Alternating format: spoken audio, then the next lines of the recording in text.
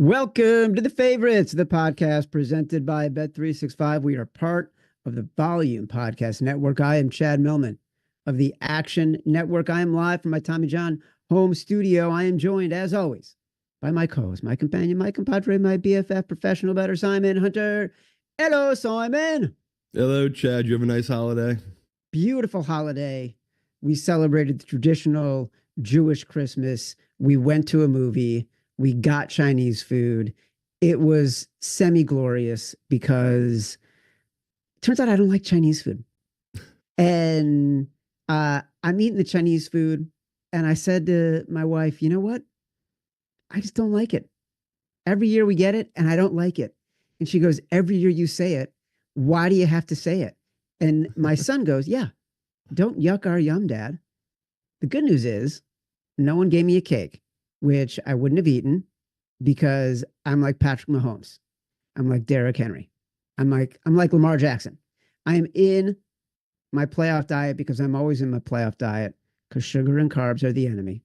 And we know this. And I feel like Netflix should have had more forethought to not offer a cake to professional athletes who are so specific about their diet. What do you think of that? I don't mind it. I don't know how I feel still about the Netflix experience. I don't know about you, but it kind of throws off trying to flip between NFL and NBA, which I wasn't too big of a fan of. Like, it made it more of a hassle.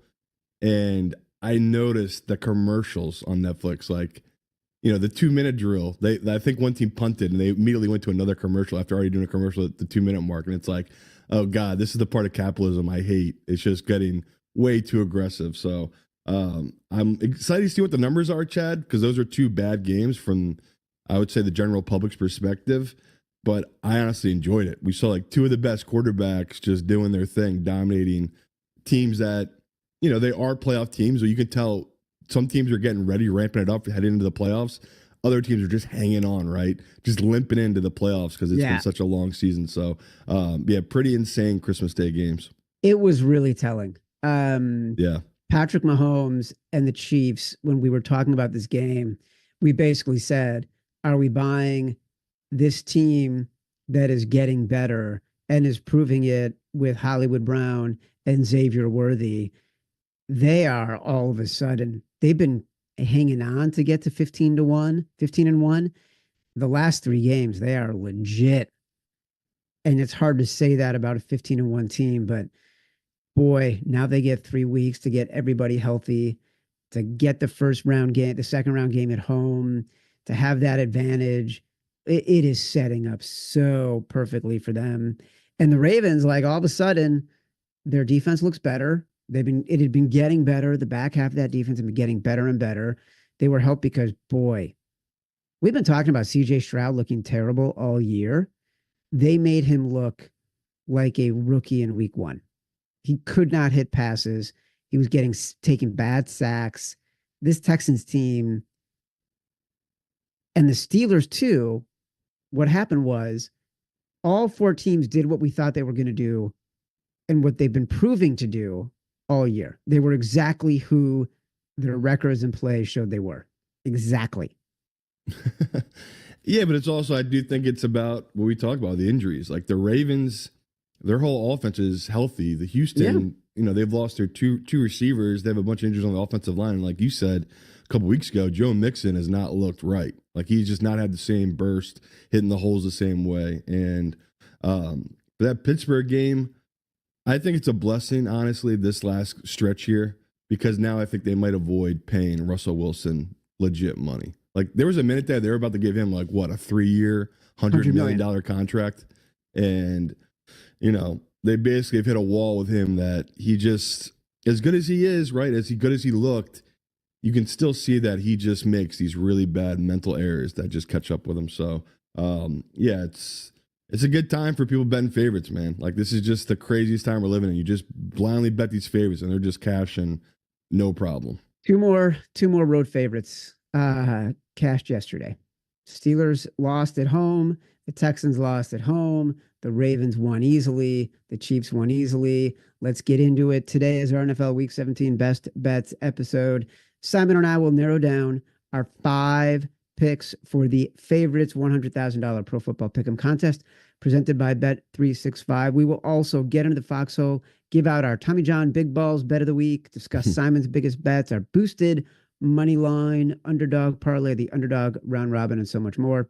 Bets are rolling in, lines are moving, decisions need to be made. As our volume podcast boss, Colin Cowherd, likes to say, there's a sea of money out there. As a reminder, the Favorites podcast is presented by Bet365, and now new Bet365 customers get $150 in bonus bets when you bet $5. Sign up using the promo code Favorites, deposit $10, place a bet for $5 to get $150 in bonus bets. Those bonus bets can be used on spreads, totals, player props, futures, and more. Whatever the moment, it's never ordinary at Bet365.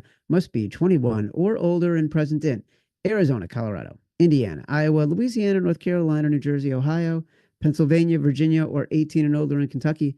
Gambling problem? Call 1-800-GAMBLER or 1-800-BETS-OFF in Iowa. Terms, conditions, restrictions apply. Before we get to sharp calls, another reminder. If you are participating in the Favorites Pick'em contest this week, your picks must be in by 1 p.m. on Saturday, not Sunday. We're including the Saturday games. That means you must make your picks by 1 p.m. on Saturday. Get those picks in by Saturday, not Sunday, for week 17. Good luck. All right. Wise guys always have an opinion of what we're talking about, even over Christmas. They don't rest. Just another football week for them. Lines are moving based on our conversations. We're going to hear what the Sharps have to say. Simon, let's do it. Sharp calls. Yeah, so obviously I hit the book after our show on Tuesday, but I didn't go to any sports books yesterday. Didn't go up to the runner's house yesterday either. Obviously there's too much going on. Let people have some time off, see their family. I'm not a total psychopath, so this will be like a shorter version of it, just in the sense of not that everyone's scared off because all these favorites have just been hitting, but like there's no confidence behind these guys' bets right now, which is very interesting because there's a couple lines this week I really liked that have stood out to me, and it doesn't seem like everyone's jumping on the same boat with us. The ones you nailed, Chad, especially on Sunday, a lot of pros I've talked to really like the Rams. They like that side. A lot of pros I've talked to really like the Green Bay side, and we've seen that number at a couple of books flip to this point, which I can't lie to you, Chad, is making me like Minnesota even more because it's just a team that's, yeah, people just have not believed in them all season. Like this is not that shocking, and it's not a game I'm rushing a bet because I'm just hoping I get it too. Like give me a +2 on the Vikings at home. Oh my God, that would be a gift. A lot of guys agree with us on the Panthers, right? That number felt too high. Shockingly, I saw a couple of books touch 8.5 with it. Now a couple of books are back down to 7.5, which again, for a minute there, I was like, what am I missing here? Like even that dog to me felt like a dog me and you were going to be on no matter what this week. I'm glad it's come down because it was scaring me off. And then again, we debated. I thought way more people would be on New England. I don't think guys are willing to put up that much big money on this New England side. And it could just be because they are so bad and dogs just aren't hitting like they're used to, right? Like to me, this number I thought would be down to 3.5 come today. It's gone the other way. Like it's up to 4.5 at a lot of books. So for this week for the dogs, I think guys are just a little gun shy and they're more heavy into taking these favorites, especially it's a good week for teasers. Like we already talked about, it's a week where you can take these numbers down against bad teams that sure they might not cover this huge spread of 8, but they're going to cover 2 or 3. Like they're going to cover those numbers. So yeah, for dogs that guys agree with us on, we're Atlanta and Carolina, and we talked about it. We both bet it. Detroit got down to -3. I know some smart money on the other side of it. But me and you talked about, I think they're misreading Dan Campbell. Like he's talked about they're going to go all out and not sit and rest this game. I think they're banking on them resting for this game. So, very, very interesting game week, I should say, of just professionals taking favorites, not so much the dog. So it's finally going the other way. I think guys are finally been beaten down to this point, Chad, of just being like, man, it's just simpler to bet these favorites right now. They're just, what we talked about, right? That the teams are more aggressive on going for it on fourth downs, and the shorting fields has really helped these favorites. So it's a unique season that continues to favorite the favorites. Well, guess what? We're going to kick it off right away. Something we never do. We'll discuss. It's our Big Balls Bet of the Week, presented by Tommy John, if you've got the balls, Tommy John has the support. Great games start with great underwear, and Tommy John makes the greatest right off the bat. The LA Chargers, they're -4.5 right now at New England. This was a history-making conversation on Tuesday. And this is what a weird year it is. It's the first time ever you have not just warned me against an exec decision, you outright vetoed it on on Tuesday. But then in our chat this morning, I I feel like you're as beaten down as I am on this, and I think yesterday even sort of confirmed that, and then getting this validation from the professional bettors. This is the first year we would ever even think about making a road favorite going cross country in this spot against a massive trend, against the luck rankings. First time we would make them at big balls. But I will say, you said the numbers moved from 4 to 4.5. I couldn't resist anymore, and I gave myself a little gift yesterday, Christmas morning gift, and I bet it at 4. A completely irrational splurge. We may be off, but I don't know. I just love the Chargers here. Yeah, honestly, it was the same thing with Cleveland, where I was like, it's going to be cold in the north. These teams coming from warm climates tend to struggle late in December in these exact scenarios, especially a team like the Chargers who play indoors. It's, once again, like we already talked about, it's going to be in the 50s and rainy. Like it's going to be warm in a lot of these north games, and to me, it honestly came down to the coaching, Chad. Like I have more faith in this Chargers team be prepared for this game, and less faith in a New England team that basically felt like that was their Super Bowl last week against the Bills, and all the bounces went their way for the most part, and they still couldn't win that game. And the only really bad play I could think of was the backward pass by Drake May, but it's like, not that we expected, but it's like he's a rookie. He's going to make stupid little mistakes like that. And the Chargers are a team that's all they do. They just wait for you to make a mistake. Once you make it, they capitalize, and then it's basically over. And we've seen it this season. Like, I feel like done pretty well knowing when to be on the Chargers and when to get off of them. And I thought this was a spot to get off this Chargers team. But, the more I've talked to people, the more I've dove into it. It's like, all right, Chad's right. I should have trusted my initial gut reaction of this number's too low. Like I said, my model had this at 6. So to me, they're still showing value here. And, if we come in here Sunday night and this is the game we do lose, and it's like we're kicking ourselves because we knew it was a trap, that would be brutal. But like we talked about, this year has just been different. This isn't that type of spot. It doesn't matter what the books need. It doesn't matter that it's a good home dog. This number just feels too low to me on this side. So that's why I do support taking the Chargers. So we went through this on Tuesday too. You just repeated almost verbatim what I put in my notes to talk about today as to ultimately why I liked this game. I thought it would come down way too much because of how the Pats played against the Bills. That was the exact, we screwed that game up. I don't think we're screwing this game up. They came out, Drake May won with his legs. He's been accurate. We know that he's going to do that. But it's different when the spread is 14.5 than when it's 4. And so many of these games this year are coming down to the coaching decisions. Harbaugh always makes the right one. He's a football savant. The way he played the end of that first half against the Broncos, that's what swung the game, right?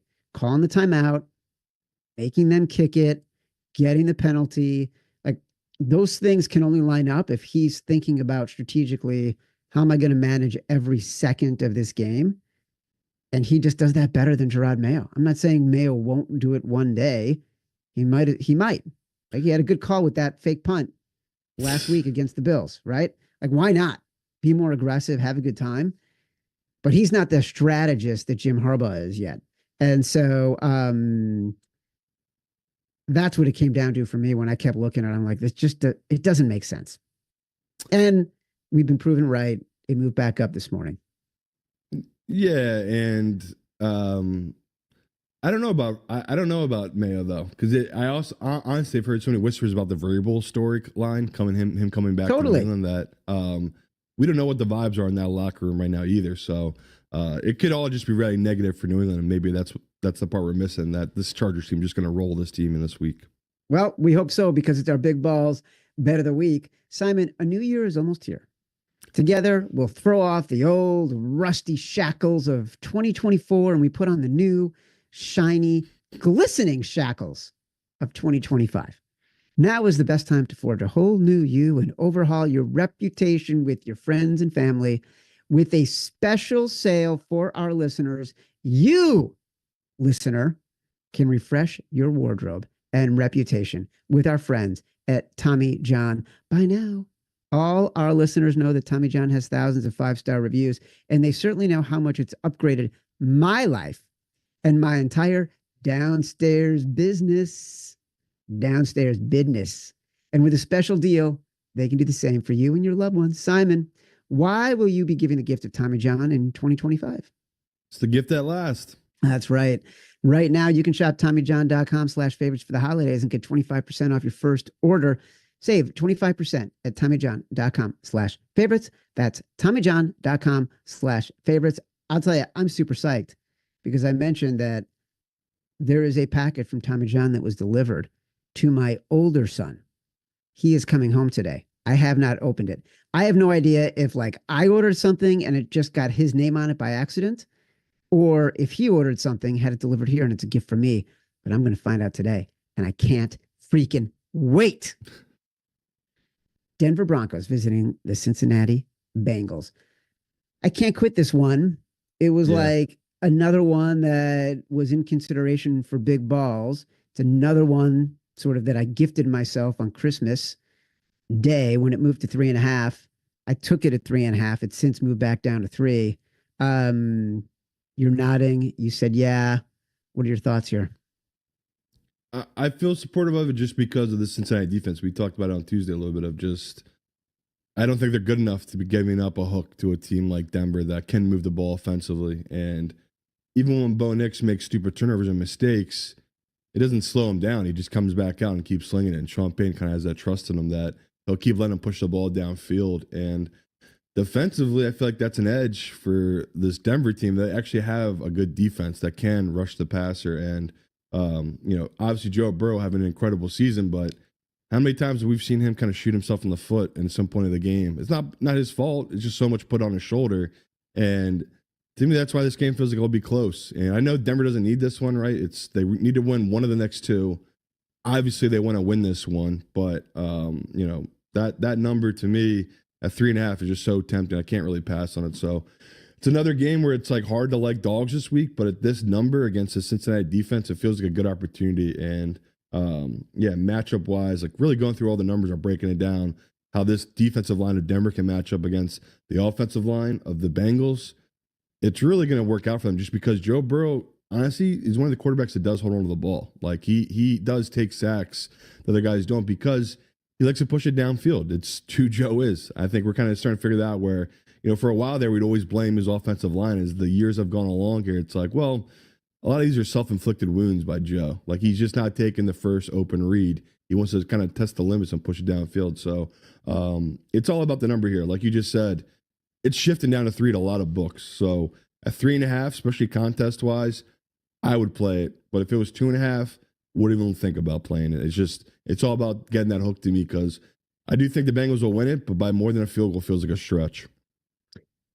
I think I agree with everything you're saying. When we talked about this on Tuesday, I liked it because we've got a pass rush that can dominate the Bengals, especially if Mims and Brown are out. They were limited participants on Tuesday. Haven't seen any updates. Today is sort of the key day. But we saw what Cleveland did against this Bengals team. They were all over the Bengals backfield. They made Joe Burrow look better because he had no choice but to look good when he's being rushed constantly. They had 4 sacks. They were in his grill. This Broncos team is better in coverage than the Browns. They've got just as good a pass rush, and they've got an offense. Like the only reason the Bengals covered that game is because they were playing Dorian Thompson Robinson. So I stole this from Reba on the Action Network pod. Bo Nix against bad defenses, like below 50% in the league across a variety of metrics. 7-0 straight up and against the spread. 29 points per game, 13 touchdowns, 2 picks. Damn. That makes you, I knew you like that. That makes you feel Yeah. better about it, right? You know? That's So, good numbers. yeah. And like, also, here's the biggest news to me. We've seen this Broncos defense struggle the past few weeks against the Browns and then the Chargers. When Raleigh Moss was out of the game, their cornerback, he was a full participant on Tuesday. I would expect he's playing this weekend. So it's more the reason, all the more reason to like it.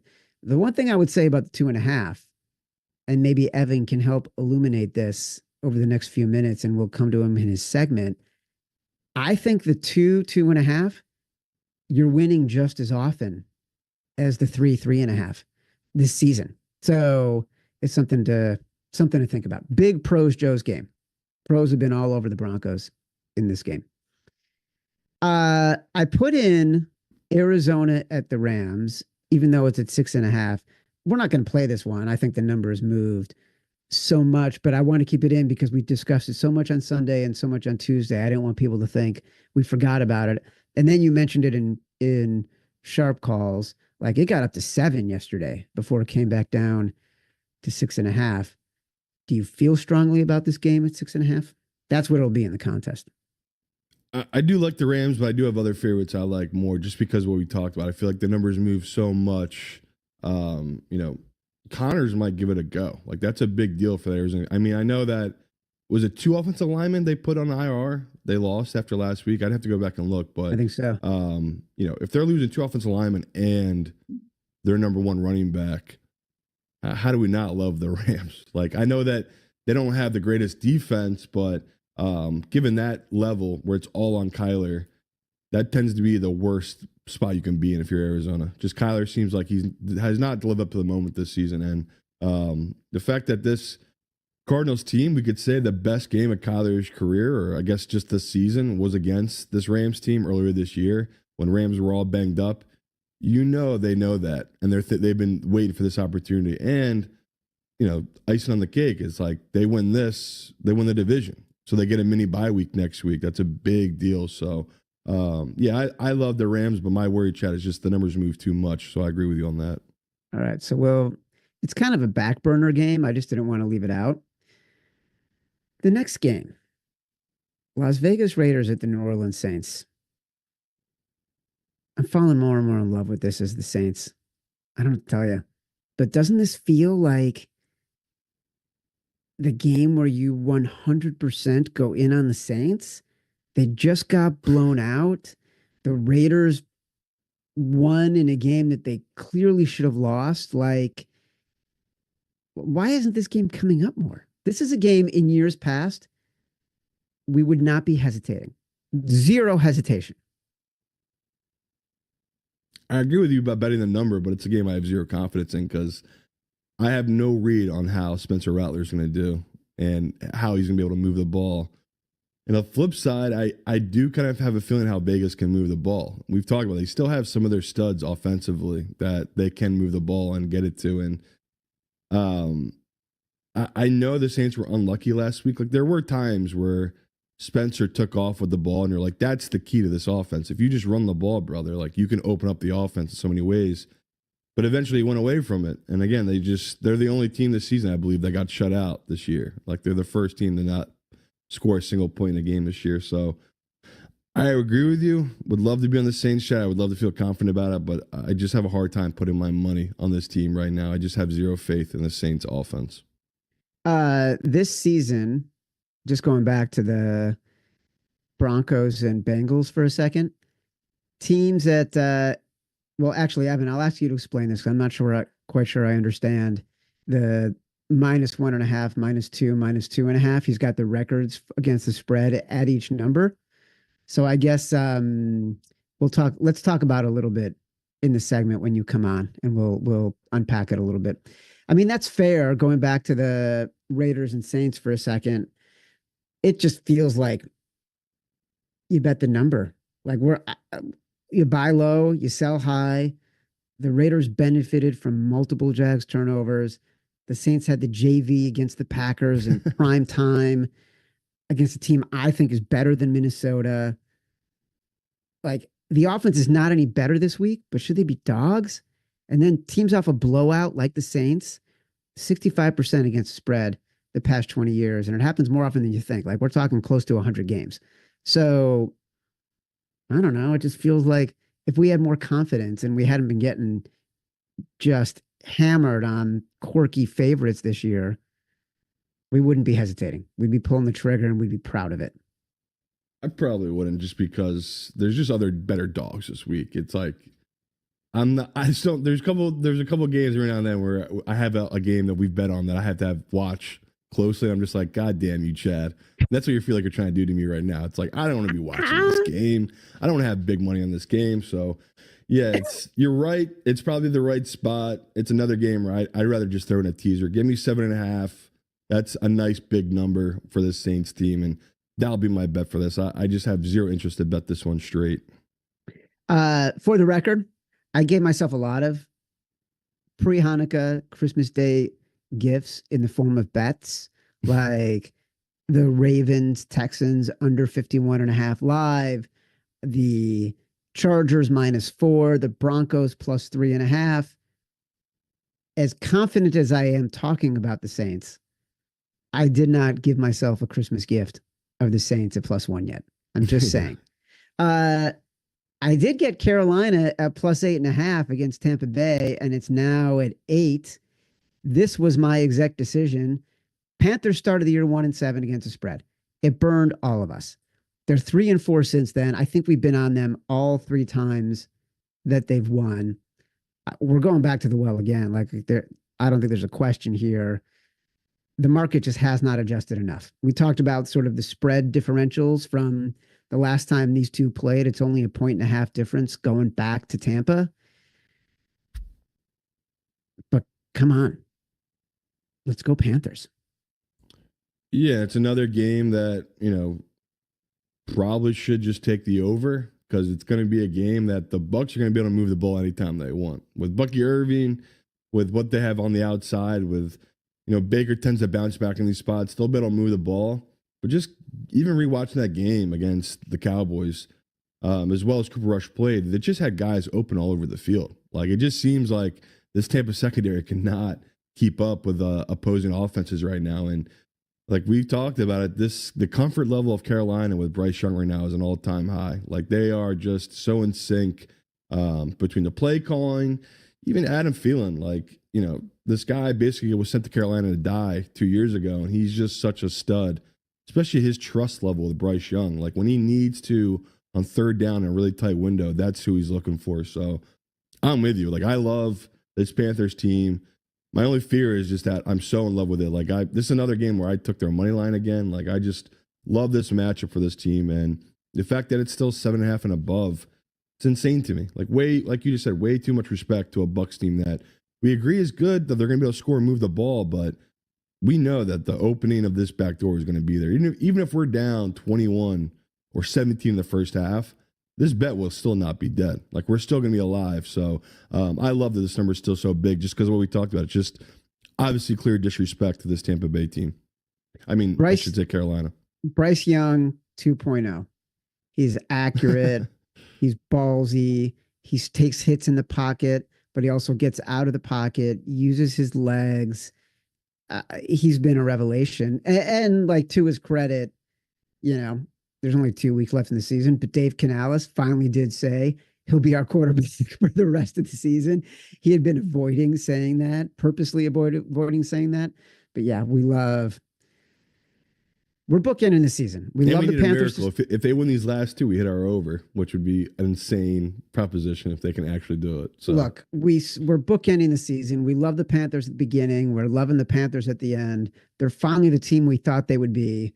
Simon, kudos to us, really, for having the wherewithal to stick with the team, not backing down, not being afraid going back in, even at the threat of revolt from our listeners, telling them what's good for them. That's what we do. Tennessee +1 at Jacksonville. It's another All right, Chad game. the Titans are now 2-13 against the spread, tied for the worst records to start the season in the Yeah. Super Bowl era, per our friend Evan. At this point, the only question is, do you bet the regression or do you pass? Like I was convinced on Tuesday, we bet the regression. A little bit less so today. I don't feel as good about it. Yeah, it's just another game where you're exactly right. A normal year, just like the Saints, this would be an easy bet, easy spot. They made a QB change. In no world was Will Levis going to put up 30 points last week. Like that really was about how Mason Rudolph is that much better as a quarterback for this team. So that to me is the biggest difference. The professionals, we talked Sunday night, they came in heavy on this one, right? It was 2.5, 2. They hit it right away. Now it's just been sitting now, just sitting at 1. And most pros I talked to, they've hit this number. I feel like in the action app, it kind of backs that up. So yeah, it's the professional side. Like you're right. That's who the pros are going to be on.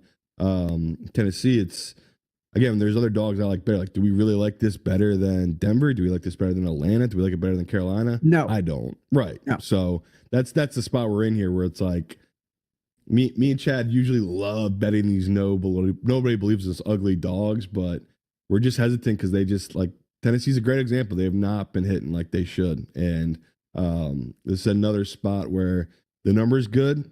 We probably should take it, but I just have no urge to put my money on this type of team. What about teasing it? Like you get through 3, you get to 7.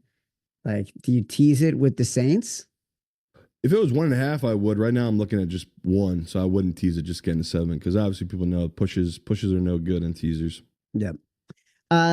Yeah, I agree. Maybe on Sunday we play it for a little bit as just a regular bet. It's not. I don't think it's making the contest. We still owe people a foxhole. Exec decision was the Panthers. Big balls is the Chargers. Simon says was Atlanta. We owe a foxhole. I'm a little worried we won't find one because I know we're on the same side as the wise guys in a lot of these games coming up. Dallas at Philadelphia, 8.5. It's come down, but this one still makes no sense to me. You know, we spoke about it on Tuesday, and Sunday night it was 7.5. We were taking the Cowboys. It got up to 8 that night. So we were taking 7.5 and 8, sort of hedging against Jalen Hurts being out. Then the line blew up. It got up to 10.5 on Tuesday morning. And there was still no news about Jalen Hurts. And now it's slowly been coming back down. 10, 9.5, 9, 8.5. Still no news about Jalen Hurts. Cannot find any news. You haven't heard anything. Fascinating subplot, Simon. I did message someone that works for the Eagles and they're in the know today, and they basically just said that they'll know more info after today's practice, which obviously as we're recording right now, that's not happened.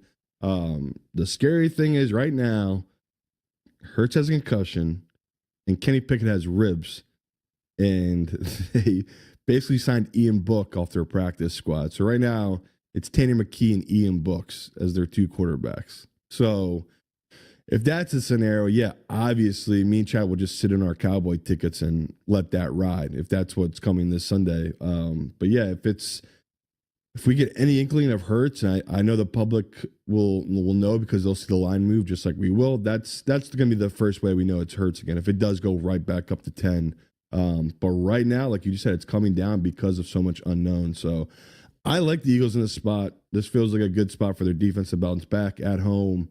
They match up really well against this Cowboys team.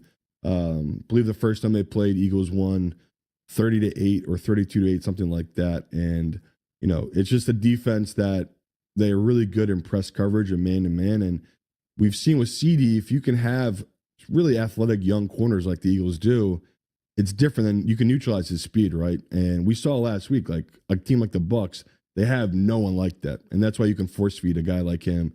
And on top of that, you know, more I read about it, like CD's just basically playing with a banged up shoulder. And He re-aggravated it last week, getting tackled on it. Finished the game, but you could see that he didn't play, but he played like 2 plays in the second half. He wasn't a factor. Yeah, you could just see that he was basically, not that he re-injured. I shouldn't say that because we don't know, but you could see that the discomfort level had gone up such to a level that he didn't even want to be out there taking hits, and they kind of held him out. So, yeah, we expected a letdown from the Cowboys after that huge emotional win against that Bucs team, and you expected a bounce back from an Eagles team getting embarrassed and their defense just getting chewed out all week by Fangio. But with the unknown of, like we just talked about, the unknown of Hurts, I can't confidently give this out to people and listeners of the show. So yeah, it's a game that I want to be on the Eagles, but I am hesitant to give it out right now just because of all the information we don't have on Hurts. Yeah, we definitely worry about the Eagles bounce back on defense. We worry about Jalen all of a sudden being a go on Sunday. We worry about Cooper Rush, his kryptonite. So it just moved to -7.5 Eagles. So it keeps dropping, which again, that's not great if you want to back the Eagles. But if you want to grab Cowboys now, like we talked about, we've already done it. I mean, I'd grab 8.5 just in case. Yeah, but if you have the 8 and you're getting nervous that Jalen Hurts is going to play and you want to buy out of the 8 and you don't want to wait, you could also take the 7.5, right? Like then you're getting to buy out of your bet, maybe it'll go down. Maybe you get the 7, who knows? But it's an interesting scenario for everybody. Very interesting. I also worry that the Cowboys' injuries in a lot of spots are going to impact them more against a better team, and that they just played their best game against the Bucs. They had just found out they weren't in the playoffs. They clearly like Mike McCarthy. They were going to go play hard in prime time. They were hitting like it was a conference title game. That adds up, especially the following week when you've sort of come down emotionally a little bit. Yeah, but we talked too, though. That Cowboys game was not a perfect match for the Cowboys. It really was. Like everything they do well offensively, Bucs struggled with. And then defensively, we talked about like their second team, the secondary has really good hands on the Cowboys. And like that affected Baker. Like those tight windows just weren't there for him. So, I'm just shocked as we're doing this live, that number moved down even more. Like the Eagles haven't even practiced yet. So this is clearly professionals trying to get ahead of it, getting on that Cowboys side. We're going to have to run through this again and choose a foxhole. It might have to be New Orleans. That's kind of what's in my head right now. Because I'm looking at the rest of the games. Green Bay at Minnesota is a huge move. I thought we were going to do, I honestly think we should just do Detroit for foxhole. I would do Detroit. I love it. I just don't know. Are we in the foxhole? Don't make me fucking bet the Saints, Chad. Please, for the love of God. Are we in the foxhole, though? We'll get to it. We'll get to it. Green Bay at Minnesota. I love Green Bay. You love Minnesota. The wise guys are with me. Yeah. I'm a wise guy. I move numbers. The line is moved. They're also with you on the Steelers. That didn't work out too well for them. I didn't bet the Steelers. You didn't bet the Chiefs, though. I didn't bet the Chiefs. I didn't bet the Steelers. I didn't do the sides. That means you're on the Steelers. You don't see how that works? No, because I was on the total. I lost either way, but I was on the total. You were on the Steelers. I was a wishy-washy non-opinion. I told you it was my biggest bet, and you didn't even touch it. You were just like, I want nothing to do with it. So I want nothing to do with it. I classified you being on the Steelers. I was wrong. Don't take it personally. I was wrong. You were right. You made a lot of money on the game. I lost because I was on the total. But that's a game the pros were heavy, especially when the Chris Johnson news came out. They were heavy on the Steelers. And I don't know. I get where people are coming from this Packers team, but especially now, I told you, now the numbers moved even more. Like I'm getting a plus number on the Vikings now. Yeah, well, I was going to say, like the number has moved from Packers +1.5 to now -1. And it's been moving aggressively over the last 48 hours. I did bet the Packers money line on Christmas Day. They were still slight dogs at the time. I guess my take, if we're talking about like comps, right? Why do I like the Packers more than the Vikings? Why would I feel more comfortable betting the Packers than I would say the Steelers? I just think the Packers are a really physical team. And we know their identity is run the ball with Josh Jacobs, limit turnovers, control the clock. Jordan Love makes the right throws at the right time in the right situation. And I feel like Minnesota, you're saying I feel like Minnesota consistently is getting lucky and lives and dies by Sam Darnold being able to eat in the pocket and then throw over the top of coverage that is breaking down, or Kevin O'Connell puts him in a great spot and he can throw a rope across the field from the opposite hash on like 2nd and 12 after another holding penalty or ineligible player downfield and sort of keep the chains moving. But that isn't sustainable to me. And then you look at their wins during their win streak, close games that just as easily could have been losses against the Bears, the Cardinals, Seattle. And then they were tied with Atlanta in the fourth quarter before Atlanta's turnovers completely put them out of the game.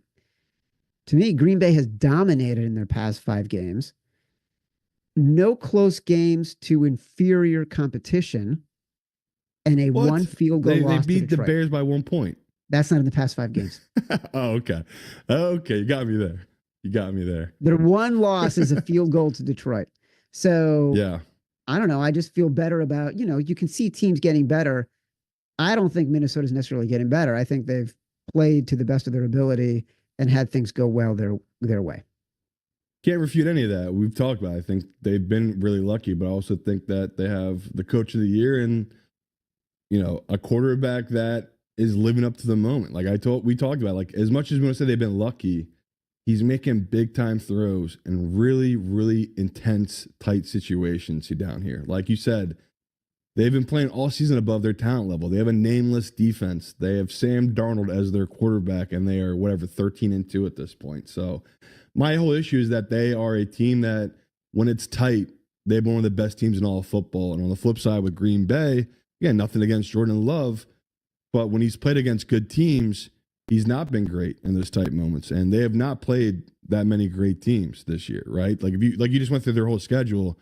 Other than Detroit, they've had a cakewalk these last couple of weeks. Like this to me is a true test for their defense, which I don't think is that good. Even coming to the year, I said, I don't care they made a coaching change to their defense.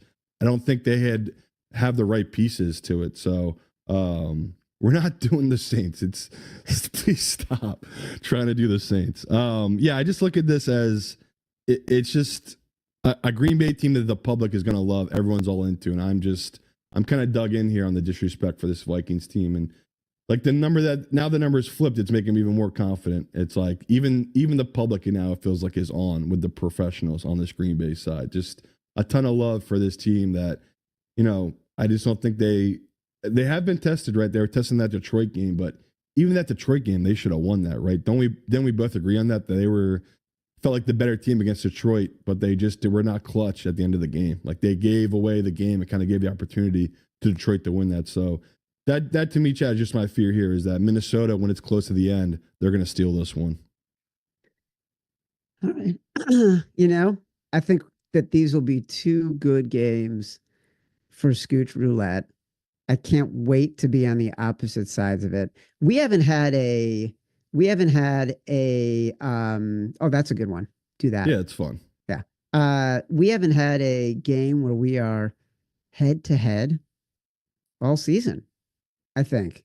Like we we've just had did games on Christmas. You were on the Steelers. Guy. Come on. I was heartbroken. I opened up my Action app, looked Christmas morning, see if Chad was gonna be backing me. Nope. Wasn't there. No support. I couldn't get there. But because I'm too afraid of Mike Tomlin. I was there for you on the Bills last week. You couldn't be there for me on the Chiefs this week. I've been there with you on so many things. We got there with how many times have we bet the fucking Jets this year?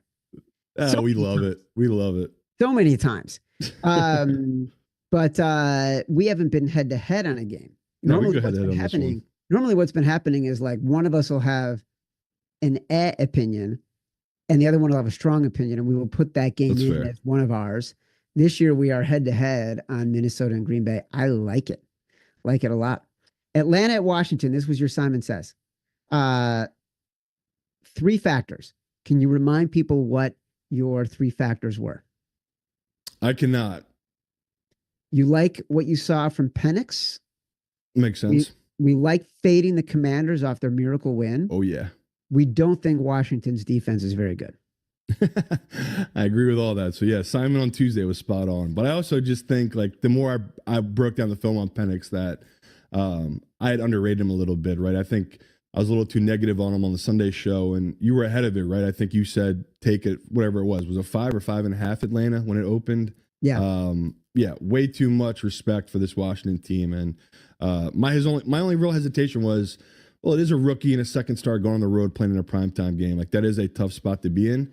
But as you quickly mentioned to me, this is not your regular rookie. This is a guy who's played a lot of years in college, played in some really big games in college football, and has lived up to those moments in college. So that does translate to the NFL. Like we've seen these quarterbacks who have played in big time games. I mean, the one that really stood out to me was Joe Burrow, right? Like he had all the hype in the world coming to LSU, and you saw immediately this guy had the confidence because he had played in such big time games. So this one, another one that's just all about the number, right? And another game where I swore this would be 3 today just because I did think the professional was coming heavy on this one.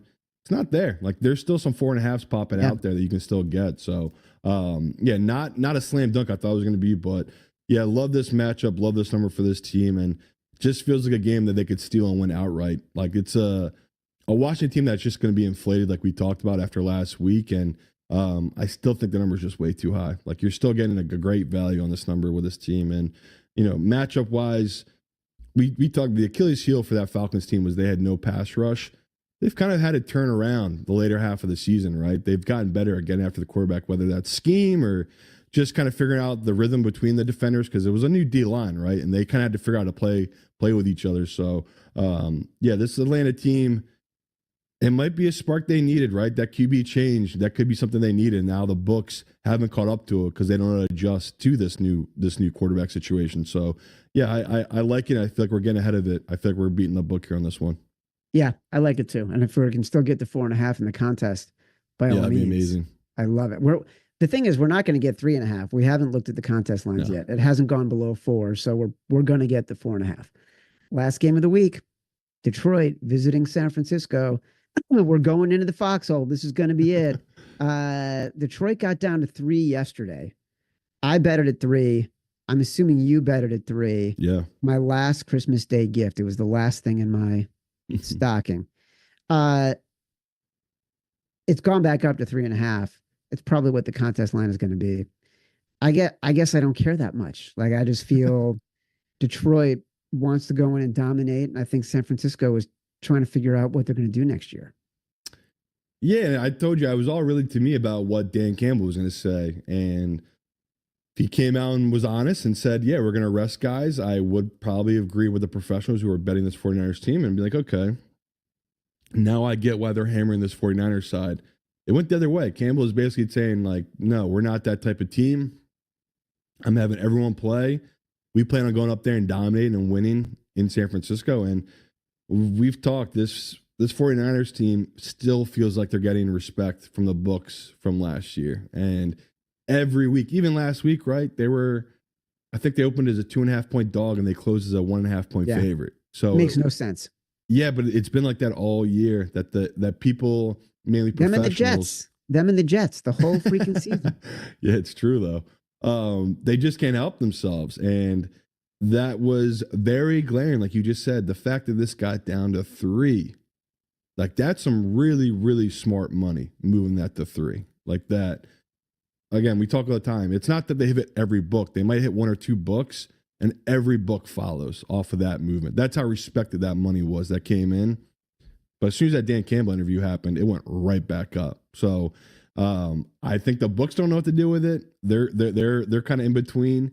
And obviously 3 was a gift. I'm glad we both got it. But as long as this is below 6, I think we're getting a great number. Like that's why, again, I don't know what I'm missing here. I have this as such a higher game because the only fear with Detroit right now is going up against good offenses that can move the ball on them, right? That's the fear is they can be backdoored by teams now because of the struggling defense they have, but this ain't that. Like this is not that type of matchup. And we've seen Goff. We always joked about him outdoors. That hasn't mattered yet this season either. Like they've been so dominant because of that run game that sets up everything through the pass game that like Gibbs, this matchup for him is great. They have, I don't want to say Fred Warner slow, but he's been playing with major injuries. And We've seen their linebackers have struggled getting on the outside. That's what they want to do with Gibbs. Like that's literally what they want to do with him, setting up, and especially setting up the pass. So yeah, this is another game just like last week. I'm hoping we don't scare it off of, because we talked about last week against the Bears. It was basically 95% of the tickets, 95% of the money was on this team and the Lions, and it went from 7 to 6.5. So we were like, what's going on here? I mean, they won by what, double digits? So I feel like it's the same thing here. They're trying to scare us off at Chad. We're in the foxhole. We will not be scared. Yeah, right now 80%, 87% of the tickets, 96% of the money on the Lions. Yeah. I will not be afraid. Yeah. This is the year. We've been seeing it. There's a couple games that we like that are road favorites. We're going to have to decide, are they both going to make it in? We're talking about the Chargers and the Niners. Right now, I think they do. If we're looking at the list, if we're taking one of them out, it's going to probably be for the Saints. So it's a very good chance that we end up with two road favorites in the contest. It's the kind of year it's been. Yeah. Got to make adjustments, even if it's in week 17. Simon, can you name the best ticketing app in the United States? Game Time. That's right. It's our beloved sponsor. Game Time. I have said it 1,000 times, and I have lived it. I've backed it up. The greatest experiences I have with my family, especially my younger son, who is sports obsessed, has been going to games, getting tickets, going to events. We love it. You guys should do it. It's a great gift to give someone this holiday season. You're making memories. Friends, family, doesn't matter. Download the Game Time app, buy some tickets, have a good time. I'm opening the Game Time app right now from my house here in Connecticut.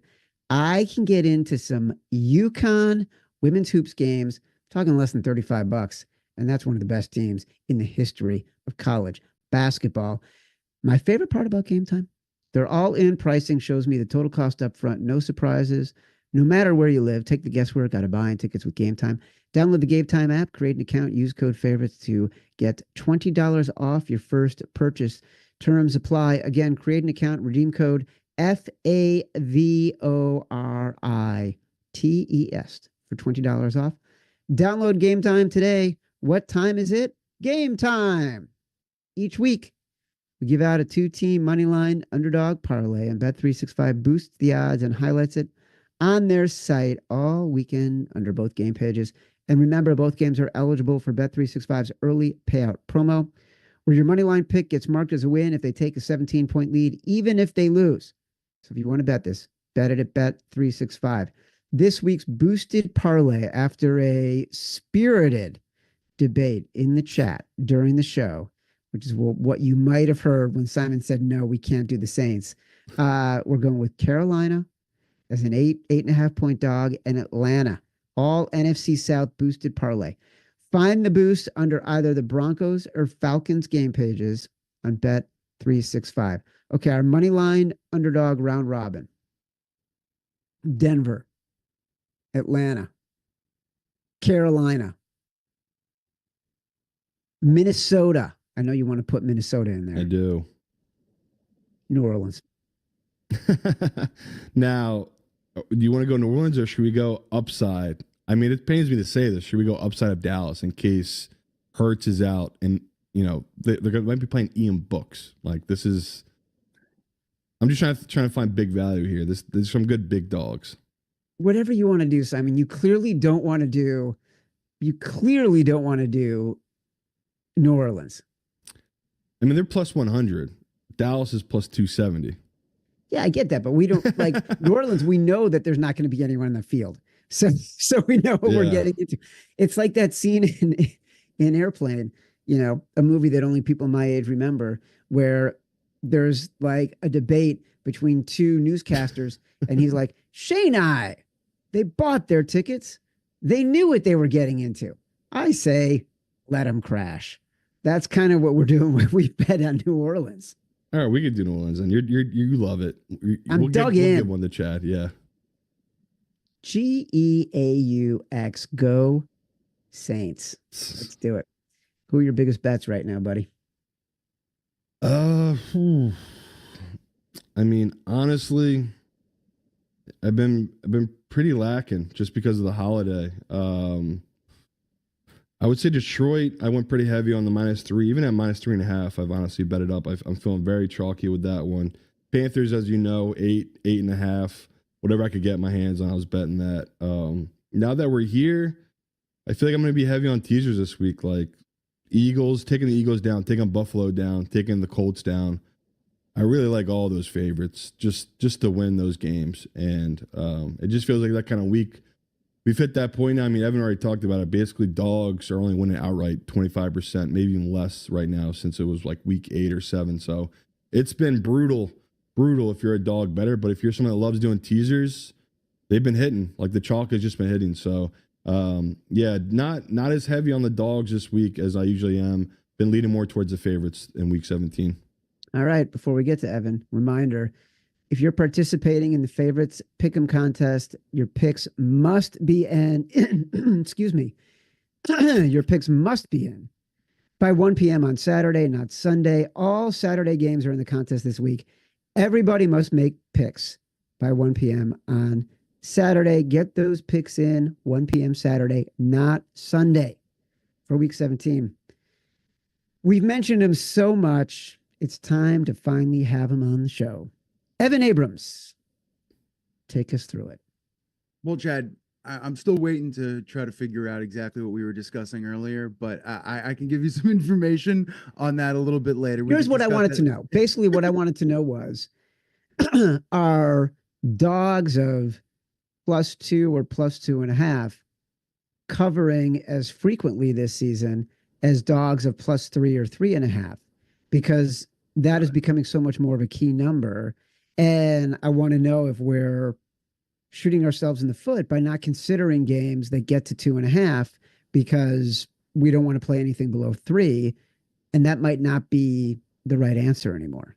Got it. I looked up the favorites part, so I'll just invert it. So it looks like teams to close +2 and +2.5 are 16 and 19 against the spread. Okay. Teams to close +3 and +3.5. Here's some fun math. 25, 31, and 3 against the spread. Wow.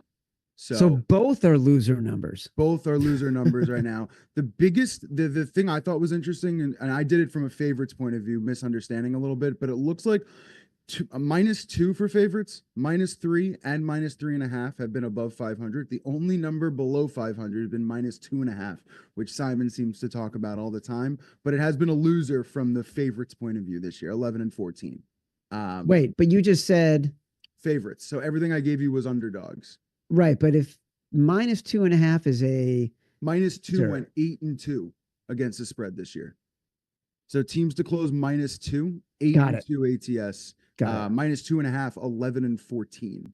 I see. So if you add them up, it's still 2.5 is a loser for the dogs, but 2 has been a winner. Yeah, correct. For obviously a small sample size in a single season. So interesting.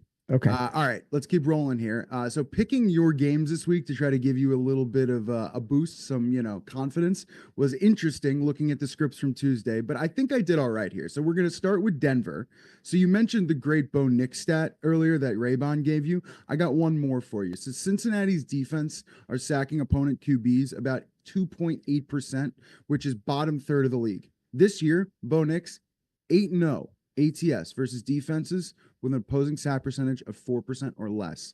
He is 2-4 ATS with a number above that 4% with a little more pressure. So it's a great stat, Evan. Great stat. It just rolls exactly into it. I thought that was perfect. So that worked out well.